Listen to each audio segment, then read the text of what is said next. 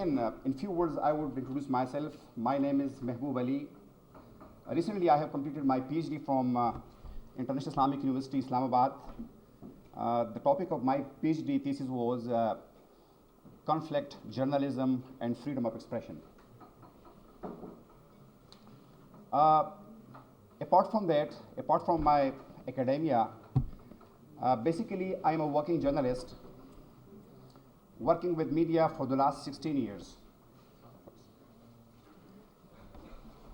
Both with electronic media and print media. I'm working with Jio Television, Pakistan is bureau chief of the Malaccan division. And besides that, I used to write special features and articles for our English newspaper, The News International. It is always difficult to speak before such august forum, particularly when there is academia, when there are so many talented people, learned people sitting. So it is always difficult to speak before them, but we will make it an interactive session. Dear students, आज़ादी इज़हार राय, पूरी दुनिया में अगर आप इस concept को देखें, जिस तरह कि हमारे बहन ने भी कहा कि 1993 में 1993 में सबसे पहले यूनेस्को ने ये फैसला किया कि पूरी दुनिया में एक दिन मनाना चाहिए और जिसका नाम आज़ादी इज़हार राय के दिन के तौर पर उसको मनाना चाहिए। लेकिन उसका एक बैकग्राउंड है कि ये दिन जो है इसको आज़ादी इज़हार राय के दिन के तौर पर क्यों डिक्लेयर किया गया। इसके लिए आपको थोड़ा सा बैकग्राउंड में जाना पड़ेगा। जो जर्नलिज्म के स्टूडेंट्स हैं शायद उनको पता होगा, आपने पढ़े भी होंगे, आपके पास है 4 थ्योरीज ऑफ द प्रेस, और उसमें जो सबसे पहली थ्योरी आपके सामने आती है उस थ्योरी का नाम है अथॉरिटेरियन थ्योरी। आप अथॉरिटेरियन थ्योरी तो पढ़ते हैं, लेकिन उसका बैकग्राउंड क्या है, जब तक आप उसको नहीं समझेंगे आप फ्रीडम ऑफ एक्सप्रेशन को नहीं समझ सकते। ये याद रखिएगा कि पूरी दुनिया में जब फ्रीडम ऑफ एक्सप्रेशन की बात आती है तो फ्रीडम ऑफ एक्सप्रेशन जो है वो जमहूरियत के बगैर, डेमोक्रेसी के बगैर मुमकिन नहीं है। 18वीं सदी ईस्वी में जब आपके पास टेलीविजन नहीं था, जब आपके पास रेडियो नहीं था और जब आपके पास रेगुलर अखबारात नहीं थे, उन दिनों में जो मीडिया का फॉर्मेट था वो थोड़ा सा डिफरेंट था। लोग किताबें लिखा करते थे और उस वक्त में बरतानिया का एक बादशाह जिसका नाम क्रोमवेल था, उन्होंने फ्रीडम ऑफ एक्सप्रेशन पर पाबंदी लगा दी और शर्त ये रखी कि जो बंदा किताब लिखेगा, जब तक स्टेट बरतानवी रियासत जो है परमिशन नहीं देगी, आप कोई किताब प्रिंट नहीं कर सकते। और ये दुनिया में आज़ादी इज़हार राय पर पाबंदी की सबसे पहली मिसाल थी। उस दौर में एक मशहूर स्कॉलर सामने आते हैं, उसका नाम है जॉन मिल्टन, और एक किताब लिखते हैं, उस किताब का नाम है एरोपेजेटिका। और एरोपेजेटिका का पूरा उन्वान जो है वो ये है कि आप अगर आज़ादी इज़हार राय पर पाबंदी लगाते हैं तो उसका मकसद ये है कि आप इंसान की सोच को कैद करने की कोशिश कर रहे हैं। और एरोपेजेटिका के बाद पूरी बरतानिया में एक नई तहरीक शुरू होती है। लोग आवाज़ें निकालते हैं, लोग जुलूस निकालते हैं, एहतजाज शुरू करते हैं कि हम किसी भी चीज़ पर पाबंदी लगाने के लिए तो तैयार है, लेकिन आज़ादी इज़हार राय पर पाबंदी के लिए तैयार नहीं है। और वो इतनी मौसर आवाज़ बन जाती है कि ये आवाज़ बरतानिया से होकर अमेरिका तक पहुंच जाती है। और जब अमेरिका का कॉन्स्टिट्यूशन बनता है तो आपको ये जानकर हैरानी होगी कि अमेरिका के कॉन्स्टिट्यूशन में जो पहला अमेंडमेंट आ जाता है उसके एग्जैक्ट वर्ड्स ये है कि द कांग्रेस, यानी जो अमेरिकन जो पार्लियामेंट है, the Congress shell make no law that stop और that ban freedom of expression in this country. America के कॉन्स्टिट्यूशन का जो पहला अमेंडमेंट में उसमें ये लफ्ज लिखा गया है कि आप अमेरिका में कोई ऐसा कानून नहीं बना सकते जो कि आज़ादी इज़हार राय पर पाबंदी लगाता हो। अंदाजा करें आप। उसके बाद एक नई तहरीक शुरू होती है और आपने जो दूसरी थ्योरी पढ़ी है, libertarian theory. Libertarian theory, authoritarian का जहां मकसद ये था कि तमाम अथॉरिटी जो है وہ اسٹیٹ کے پاس ہوگی اور اسٹیٹ کے بغیر جو ہے آپ کوئی چیز لکھ نہیں سکتے, کہہ نہیں سکتے. تو لبرٹیرین تھیوری بالکل اس کے الٹ تھی.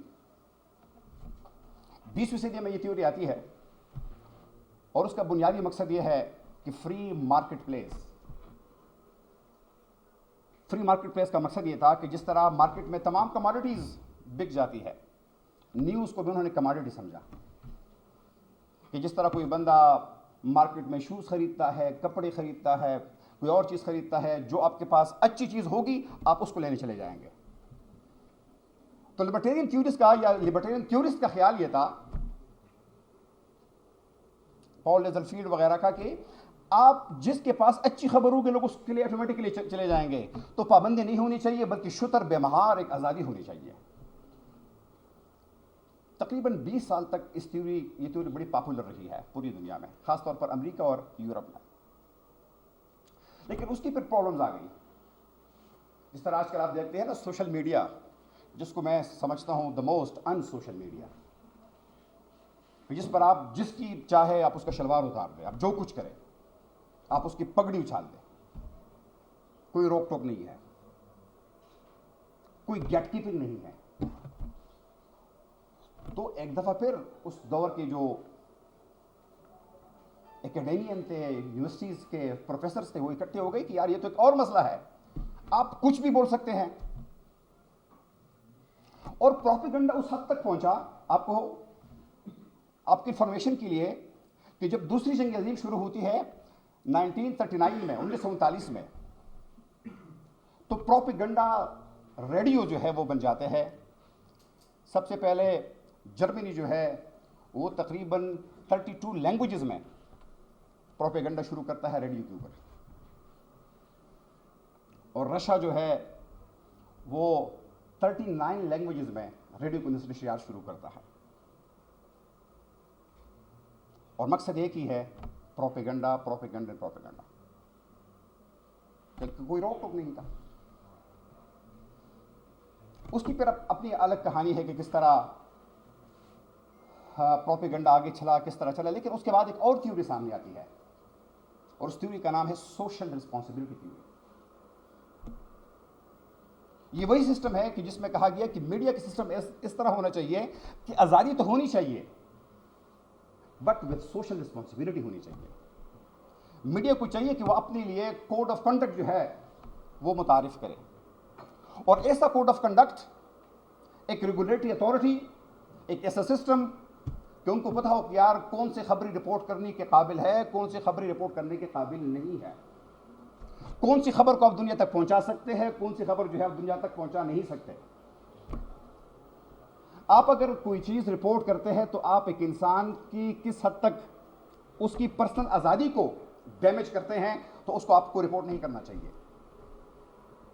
یہ تھیوری بھی بڑی پاپولر رہی. اس کے بعد ایک آخری تھیوری آتی ہے جس کا نام ہے کمیونسٹ تھیوری.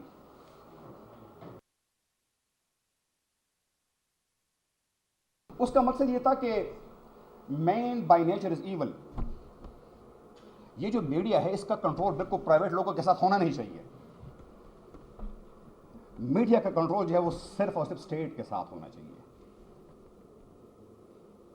اسٹیٹ کے علاوہ پرائیویٹ اونرشپ ہونی نہیں چاہیے, کیونکہ چند ایلیٹ کلاس کے لوگ جو ہے وہ اس میڈیا کو اپنے مقاصد کے لیے استعمال کرتے ہیں. انہوں نے بڑی اچھی اگزامپل دی کہ ایک میڈیا ٹائکون جو ہے اس کی اپنی انڈسٹری بھی ہے, وہ کارخانہ دار بھی ہے, وہ لوگوں کا استحصال بھی کرتا ہے, اور پھر اپنے ان تمام ظلم کو چھپانے کے لیے اس کے پاس میڈیا کا ہتھیار بھی ہوتا ہے. اس پر کافی کام کیا گیا اور اس سے لوگ اختلاف کر سکتے ہیں, لیکن کمیونسٹ تھیوری جو ہے وہ پوری دنیا میں اس کو آج بھی پسند کیا جاتا ہے. ڈیئر اسٹوڈنٹس, اس کے بعد 1996 میں ہم آتے ہیں. ویری ریسنٹلی امریکہ کے 2 اسکالرز مائیکل شومیکر اینڈ ریسی وہ ایک ماڈل پیش کرتے ہیں. اس ماڈل کا نام ہے hierarchy of influence model. Hierarchy of influence model में ये लोग कहते हैं कि मीडिया कभी आज़ाद हो नहीं सकता। अगर आप मुझे परमिशन देते तो मैं जरा यहां पर भी, वो कहते हैं कि मीडिया कभी आज़ाद हो नहीं सकता। जब एक सहाफ़ी फील्ड में काम करता है तो 5 ऐसे इन्फ्लुएंसेस होते हैं जो कि उनके काम को मुतासिर करते हैं। सबसे पहले इन्फ्लुएंस ये है जिसको वो कहते हैं इंडिविजुअल इन्फ्लुएंसेस। इंडिविजुअल इन्फ्लुएंसेस कई कहते हैं कि कोई भी रिपोर्टर जो फील्ड में काम करता है तो उसका अपना इंडिविजुअल पर्सनैलिटी उसकी क्या है, उसकी एजुकेशन कितनी है, उसका खानदानी बैकग्राउंड क्या है, वो कितना उसने ट्रेनिंग हासिल की है।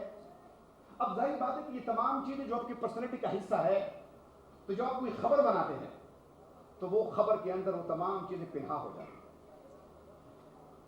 आप देखते हैं कि पूरी दुनिया रिपोर्टिंग करती है, लेकिन एक रिपोर्टर का काम दूसरे रिपोर्टर से मुख्तलिफ इसलिए होता है कि हर इंडिविजुअल के इन्फ्लुएंसेस दूसरे से मुख्तलिफ होते हैं। उसके बाद दूसरा जो इन्फ्लुएंस जिसका वो जिक्र करते हैं वो है रूटीन इन्फ्लुएंसेस। जिस तरह हमारी बहन ने कहा कि कॉन्फ्लिक्ट में सबसे ज्यादा सहाफी जो है वो कॉन्फ्लिक्ट में मारे गए। रूटीन का मकसद ये है कि आप किस इन्वायरमेंट में काम कर रहे हैं। एक सहाफी जो कि आज भी वजीरिस्तान में काम करता है, जो कि स्वात में काम करता है, उसका काम करने का तरीका उस सहाफी से बहुत मुख्तलिफ होगा जो कि इस्लामाबाद, लाहौर या कराची में काम करेगा। उसका काम का तरीका उस सहाफी से मुख्तलिफ होगा जो कि लंदन, न्यूयॉर्क या पेरिस में काम करेगा। इन्वायरमेंट बड़ा मैटर करता है। क्या आपको उस इन्वायरमेंट के अंदर स्टेट और नॉन स्टेट एक्टर जो इन्वॉल्व है वो आपको धमकियां देते हैं, आपको अपनी जान आप उसको महफूज तस्वर करते हैं।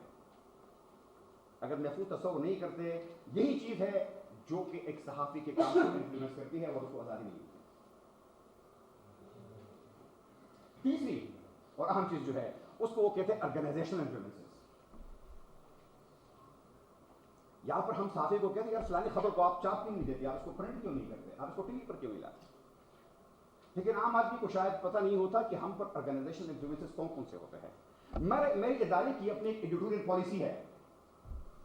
वो कहते हैं कि आपने इमरान खान के खिलाफ ये कहना है, नवाज शरीफ के खिलाफ ये कहना है, जरदारी के खिलाफ ये कहना है, फलानी के खिलाफ आपने ये कहना है। और अगर मैं उसके खिलाफ चला जाता तो मेरी न खबर प्रिंट होती है ना वो अनियत होती है। ऑर्गेनाइजेशन आप कहते हैं ऑर्गेनाइजेशन का इन्फ्लुएंस इतना ज्यादा है कि आप अगर उनकी पॉलिसी को टू नहीं करते, आप उनकी पॉलिसी को मानते नहीं हैं, तो उसका अल्टीमेट असर ये होगा कि आपको अपने जॉब से जाना भी पड़ सकता है।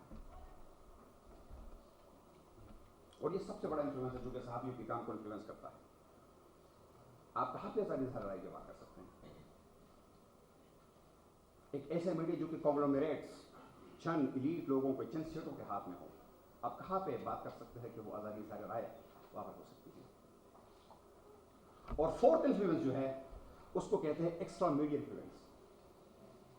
मीडिया के अलावा आप जिस सोसाइटी में रहते हैं, आप अगर कराची की हिस्ट्री आपको याद हो, कराची में MQM के अलावा कोई बात करना मुमकिन नहीं था। आज के दौर में मैं किसी खास पॉलिटिकल पार्टी का नाम तो नहीं लूंगा, लेकिन कुछ ऐसे पॉलिटिकल पार्टीज आप उनका एक के खिलाफ एक ट्वीट तो करें और फिर आप गालियां सुने, बेशक आपकी बात ठीक हो या गलत हो,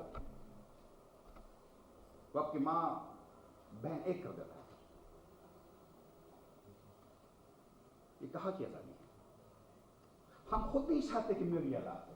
अनफॉर्चुनेटली प्रेशर ग्रुप जो है सोसाइटी में कितने एग्जिस्ट करते हैं।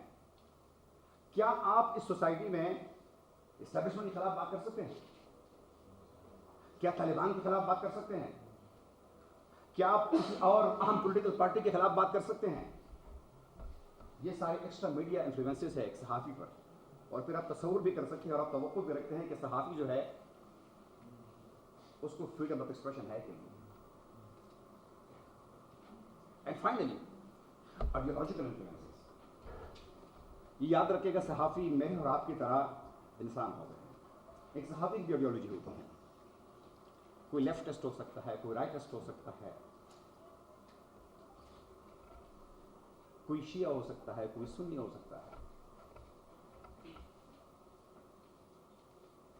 किसी का कोई नजरिया हो सकता है, किसी का कोई नजरिया हो सकता है। अब जब वो लिखेगा, जब वो कोई खबर देगा, وہ کہے گا بھی نہیں، لیکن آپ کو لگے گا کہ یار یہ بندہ جو ہے اس کا نظریاتی وابستگی جو ہے وہ فلانی پارٹی کے ساتھ ہے، نیشنلسٹ ہے، نہیں ہے، فلانا ہے۔ یہ جب اتنے سارے انفلوئنسز آپ پر ہو تو وہاں پر آزادی ظاہر رائے یا فریڈم آف ایکسپریشن کہاں ہو؟ یاد رکھے گا کہ آج کے دور میں بھی کچھ ایسے ممالک جہاں پہ ڈیموکریسی نہیں ہے، وہاں پہ آپ آزادی ظاہر رائے کے بارے میں سوچ بھی نہیں سکتے۔ آپ عرب ورلڈ کا کوئی بھی ملک لے لیں، آپ سعودی عرب لے لیں، آپ یو اے ای لے لیں، آپ قطر لے لیں، آپ ان کی حکومت کے خلاف بات نہیں کر سکتے۔ عرب ورلڈ کے علاوہ آپ دنیا کا ایک بڑا مانا جانا ملک ترکی لے لیں، سب سے زیادہ صحافیوں کو اگر زندان میں ڈالا جاتا ہے تو ترکی ہے آج کل۔ آپ کتنا فالو کرتے ہیں کہ یار ترکی یہ اور ترکی وہ۔ سب سے زیادہ اگر صحافیوں کو آج آزادی نہیں ہے دنیا میں تو وہ چائنا ہے، وہ شمالی کوریا ہے۔ مطلب جہاں پر ڈیموکریسی نہیں ہوگی، جہاں پر جمہوریت نہیں ہوگی، وہاں پر آپ آزاد اظہار رائے کا سوچ بھی نہیں سکتے۔ اتنی ساری چیزیں جو ہے وہ ایگزسٹ کرتی ہیں پوری دنیا میں۔ آپ سب نے شاید نام سنا ہوگا نوم چومسکی کا، بہت بڑا اسکالر ہے، اور اس کا ایک ماڈل ہے پروپیگنڈا ماڈل، جس میں اس وقت چونکہ مجھے نہیں پتا تھا کہ آپ کے پاس اسکرین پہ اویلیبل ہوگا، otherwise I would have come with P P Ts, جس کے پاس وہ ایک پورا ایک کیمرہ بناتا ہے کہ ایک تصویر جب ٹیلی ویژن اسکرین پر آتی ہے تو اس سے پہلے وہ تصویر کہاں سے فلٹر ہو کر جاتی ہے، معاشرے کی مجبوریاں، سوسائٹی کی مجبوریاں، فیملی کی مجبوریاں، اس کے بعد ایک تصویر سامنے آتی ہے۔ بیٹھ کر کہنا بڑا آسان ہوتا ہے کہ یار یہ فلانا جرنلسٹ جو ہے یہ بات کیوں نہیں کرتا، لیکن وہ بیچارہ کر نہیں سکتا۔ شاید میں نے آپ لوگوں کا زیادہ ٹائم لیا ہے، اس کو میں چاہ رہا تھا کہ ذرا ہم اس کو انٹریکٹیو سیشن رکھیں،